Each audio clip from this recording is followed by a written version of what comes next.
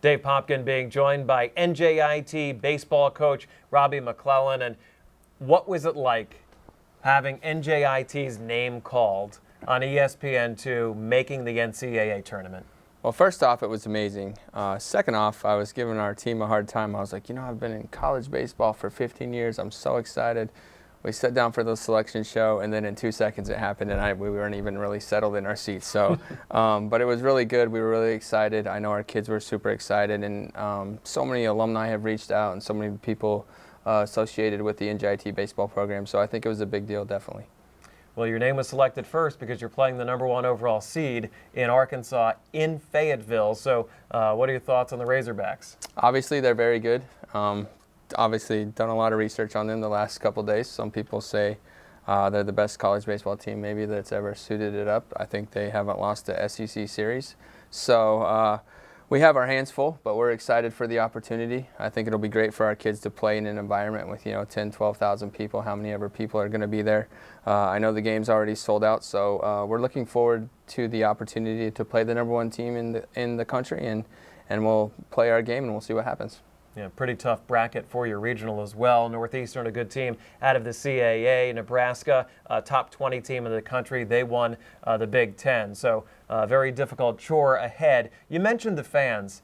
And to put it in perspective for people, you're playing your games at Kane in front of no people early in the year. And now you're going to play in front of 11,000 people. Do you think your guys are ready for that? We actually talked about that today. They'll be a little amped up, but we worked on talking about controlling our emotions, and but sometimes when there's that many fans there, it actually plays in your favor. Sometimes you do some things you didn't even know you could do, so hopefully that kind of happens for us. Yeah, I mean, you've seen it as a player and as a coach. Baseball's a funny game. It depends on your starter and some quirks, and you get in a short series or in a double elimination tournament, anything can happen. Oh, yeah, absolutely. We're going in to the tournament just like every team. We expect to win every game. Okay, I've never heard of a team that expects to lose a game, so we're going in to win every game.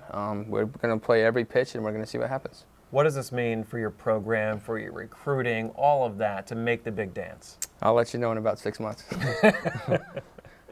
What is your goal in terms of balancing, hey, I want my student athletes to have a good experience versus I want to win this thing? Like, what are your goals coming into the championships? Our goal is just to play every single pitch. I know that sounds very cliche, but the best chance that we have to win is to play every single pitch. So if we get 1 game, 2 games, 3 games, 4 games, we're going to play every single pitch. And whatever happens after that, the baseball gods will be in control of it. So you didn't play all of the games in the America East Championship, so I'd imagine that the pitching staff is rested. Who's starting and what is behind that? We are rested. Tyler Stafflinger will be our Game 1 starter. And then our bullpen is full go. Obviously, if it's a close game, Rapp will be in there or Jenkins. And then our Game 2 starter will probably be determined on how we do in Game 1. Final question I have for you, and it's pretty broad, but what distinguishes this year's team from maybe some past teams that you were the coach, you were the assistant coach? What makes this team different and allowed them to make the NCAAs? They're just relentless. I've said it a million times already in this interview about playing every pitch, but they're obsessed with playing every pitch. And if they believe there's still outs to be made, if we're down, we can come back and win. And if we're up, we've done a really good job of not letting teams come back on us. So if we've had the lead, we've held the lead. So I would just say overall they're a relentless group that really enjoys being around each other, and that's made it for a really fun season.